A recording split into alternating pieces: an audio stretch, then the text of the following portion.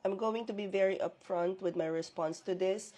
Ang mabibiktima ng mga nagbe-message na kagaya nito ay yung mga taong hindi gumagamit ng common sense. I mean, really, if yung tao gumagamit ng utak, maiisip pa niyan automatic na, si Mary ba, magkakaroon pa ng time na mag-message individually to ask me to invest? I wear too many hats in a day.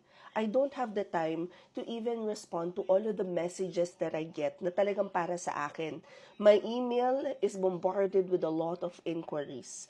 Hindi ko na kayang mag-message pa individually to invite you to invest in whatever kung ano man yan. I ask na if you see somebody doing this or if somebody connects with you using my photo na alam yung hindi ako, hindi official account ko, please block them, report them, wag nyo na akong itag. Kasi ito nag-message na to, tinag pa niya ako sa multiple videos ng tao na yun. Bakit?